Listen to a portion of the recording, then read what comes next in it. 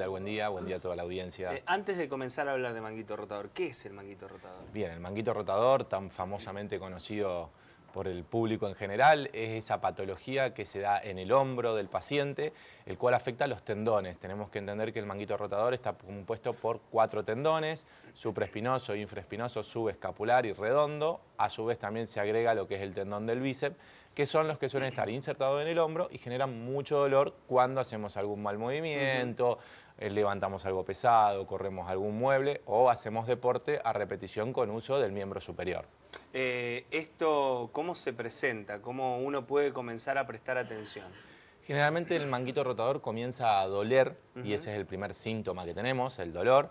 Y después tenemos una gran impotencia funcional. ¿Qué nos pasa? Empezamos a perder funcionalidad y movilidad del hombro, el cual nos molesta, por ejemplo, al darnos vueltas en el auto, al intentar levantar una taza, a las mujeres al colgar la ropa o al ponerse el corpiño. Con algo simple. Algo muy simple y termina dando un dolor muy nocturno que nos da somnolencia, o sea que no nos deja dormir, nos despierta del dolor. Y ese generalmente es el síntoma que termina sí o sí derivando en la consulta de urgencia. Porque dejás pasar todas las otras etapas, la primera molestia, que no debe ser tan grande, la dejás pasar. Bueno, y cuando llega el paciente o la paciente ya con ese dolor que no lo deja dormir, ¿cómo sigue?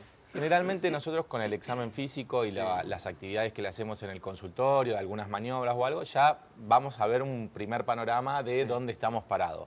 Lo importante definir acá, luego de ese examen físico, es si estamos ante una inflamación, la conocida tendinitis del manguito rotador, o ante una ruptura, que puede ser parcial o total, del mismo. Acá ya vamos a requerir los estudios diagnósticos por imágenes, que generalmente lo que se pide es una ecografía y una radiografía en la urgencia o en el momento, y la resonancia, que es donde nos va a dar el verdadero panorama. Bueno, y de ahí saber qué es lo que cómo se sigue el tratamiento, si va a cirugía o si se puede realizar una rehabilitación. Exacto, en esta patología siempre vamos a requerir un tratamiento, puede o no ser quirúrgico, generalmente en las inflamaciones o rupturas chiquititas, solemos dar kinesiología y a veces trabajamos mucho con el plasma rico en plaquetas. En este caso, la verdad que tiene muy buena efectividad, da muy buenos resultados. Pero con el tiempo. Con el tiempo, obviamente, con el tiempo. Y tenemos que dejarle claro al paciente y ahora al espectador que es una patología que lleva tiempo, no es una patología que en 10, 15 días estás curado. Generalmente hay que hacer algún cambio de hábitos el primer mes, tratamiento de un mes, mes y medio de kinesiología. Por ahí ahora que está muy de moda ir al gimnasio y demás, se hacen algunos ejercicios para cambiarlos, algunos no se deja hacer, otros sí, pero no se lo saca al paciente del deporte. Eso es importante recomendarle también. Ya cuando hay una ruptura total o masiva, hay otras sintomatologías, ya la movilidad realmente es muy dificultosa, el dormir es casi imposible, sobre todo de acostado completo. Entonces ahí sí ya vamos a requerir una cirugía de manguito rotador. Bueno, y después de la cirugía de manguito rotador, ¿cuánto es el tiempo, ¿no, de recuperación? El tiempo de recuperación en una cirugía normal, con un paciente con un buen tendón y todo, estamos hablando de unos 3 meses de rehabilitación a pleno con el kinesiólogo. Bien. ¿Hay alguna manera, porque siempre que hablamos de este tipo de lesiones en articulaciones, en tendones, ¿hay alguna manera de prevenir? Sí, generalmente, como toda articulación, lo que hoy está muy de moda, que son los ejercicios de pliometría, isometría, que son ejercicios de estabilidad, de movilidad, de elongación y todo, de las grandes articulaciones, hombro, rodilla, cadera y tobillo, suelen dar muchísimo efecto preventivo en lo que son lesiones graves. A ver, si nos hicimos un golpe o tuvimos un choque o algo, bueno, no va a haber prevención, pero en lo que son las tendinitis o la patología por desgaste de sobreuso, haciendo una buena actividad física, un buen entrenamiento y una buena entrada en calor de las grandes articulaciones, siempre vamos a tener un gran menor riesgo, disminuir las chances de una lesión grave. Hablabas de deportistas, quienes hacen natación, básquet, handball, vóley. Sí, tenis sobre todo, que hay mucha lesión de codo, de hombro.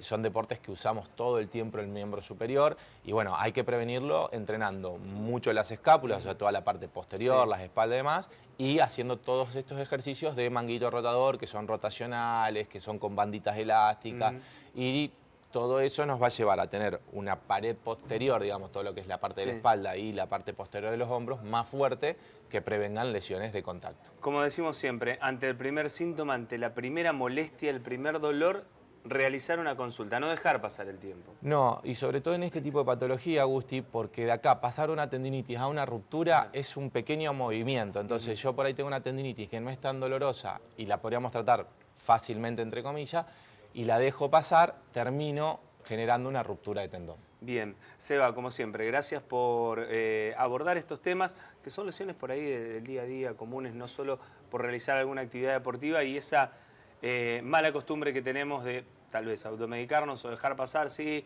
no hago nada por unos días, se me pasa el dolor, bueno, y sin querer agravamos la lesión. Eso es lo importante, consultar para que la lesión no se agrave. Bien, Seba, gracias, nos encontramos la semana que viene. Gracias a vos, Gusti, y a toda la producción.